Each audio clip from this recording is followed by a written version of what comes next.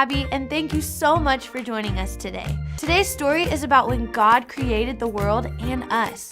He created us in His image, and He also created us for a mission.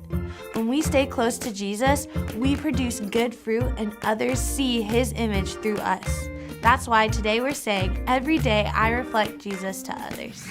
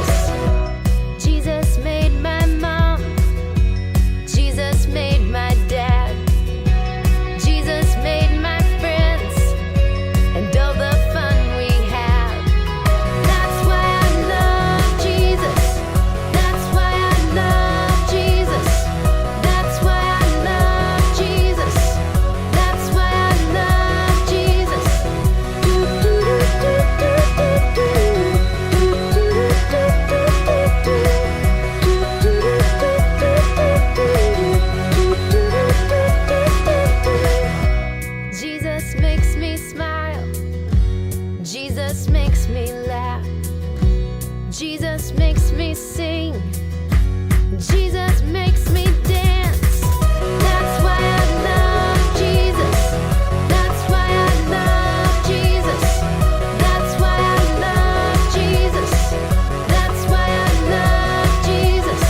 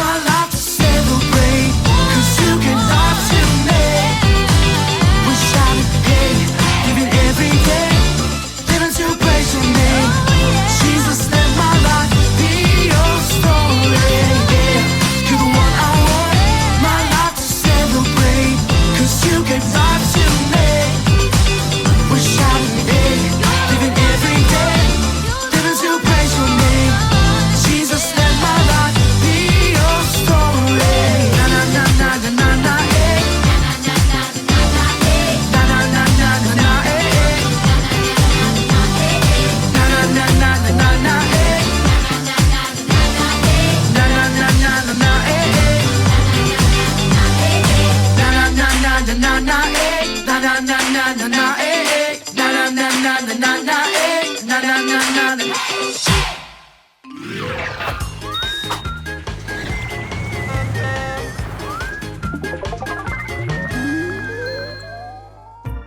We're going to take some time right now to watch a Bible story together.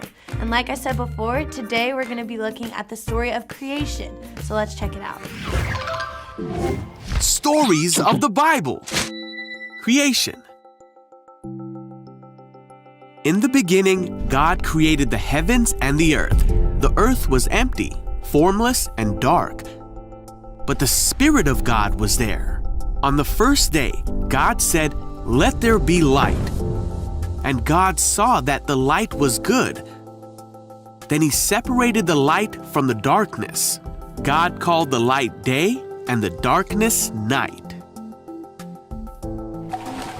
On the second day, God said, "Let there be a space to separate the waters of the heavens from the waters of the earth." God called the space sky. On the third day, God said, "Let the waters beneath the sky flow together into one place, so dry ground may appear." God called the dry ground land and the waters seas, and God saw that it was good. Then God said, "Let the land sprout with every sort of plant and tree." And God saw that it was good. On the fourth day, God said, "Let lights appear in the sky to separate the day from the night." God made two great lights, the sun for the day and the moon for the night. He also made the stars. God set these lights in the sky to light the earth, and God saw that it was good. On the fifth day, God said, "Let the waters swarm with fish and other life. Let the skies be filled with birds of every kind." And God saw that it was good. On the sixth day, God said, "Let the earth make every sort of animal." God made all sorts of wild animals, livestock and small animals, each able to have babies of the same kind. And God saw that it was good. Then God said, "Let us make man in our image, to be like us." So God created man in His own image. He formed man from the dust of the ground. He breathed the breath of life into man, and a man became alive. Then He saw that the man needed a helper, so God put man into a deep sleep, and while he slept, God took one of the man's ribs. Then God made a woman from the rib and brought her to the man. Hello. Hi! Then God blessed them and said, "Be fruitful and multiply. Fill the earth and rule over it. Rule over the fish in the sea, Hello, Will. the birds in the sky, Hello, Bird. and all the animals that scurry along the ground." Then God said, "Look, I have given you every plant throughout the earth, and all the fruit trees for your food, and I have given you every green plant as food for all the animals." Then God looked over all He had made, and He saw that it was very good. So the creation of the heavens and the earth and everything in them was done. So on the seventh day, God rested from all His work, and God blessed the seventh day and said it was holy. How amazing is God? He created everything out of nothing, and He created us in His image. But He didn't just create us for nothing. He wants a close relationship with us, and we can have that relationship because of Jesus. Our friend, Pastor Andrew, is going to be talking to us a little bit more about our story right now, so let's take a look. The story of creation is amazing in so many ways. God creates the whole universe. He makes our world and everything that we see around us. Our God is powerful. But of all that God created, He made one part of His creation to be made in a very special way. He chose to make human beings in His image. That's how He made Adam. That means you are made in the image of God. But what does it mean to be made in God's image? Well, let's imagine someone dressed up as Batman. Is that person actually Batman? No. But they are showing people around them what Batman looks like. We're made in the image of God. So when people see us, they see a picture of what God is like. People see a picture of how God loves.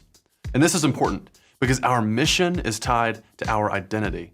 In order for us to do what God has called us to do, it's important that we know who we are. God put Adam in charge of all the earth, over all the animals, the birds, and the plants. Adam is on God's mission. He's there to spread God's glory, and he's made in God's image. And guess what? God's mission has not changed. He wants us to do the exact same thing. And to do good things, we need to stay close to Jesus. When we stay close to Jesus, we will produce good fruit, and the world will see Jesus through us. It's kind of like this Play-Doh and this key. Play-Doh is cool because it's moldable and I can form it into different things. One cool thing about this Play-Doh is that it can carry the image of something else. So check this out. This key has a design on it. And if I bring this key really close to the Play-Doh, the key will leave a print on the Play-Doh. And now when I see the Play-Doh, I can see the design that was on this key. Here's what it looks like. Here's a Play-Doh and the key. All I do is put the key on the Play-Doh and press the key into it. Now check out what happens when I lift the key off of the Play-Doh. The design stays there. Because we're made in God's image, people around us can see Jesus through us. And that means every day we can reflect Jesus to others. We are created to carry God's image, to be molded and formed into the image of Jesus. So, how do we make sure that we are carrying or reflecting the image of Jesus? I would encourage you to talk with your family about this question. Then don't stop there. Whatever you talked about, make sure to do it this week. Remember, every day we should reflect Jesus to others. It's what we're created to do. That's it for this week. Thank you so much for joining us, and we'll see you next time.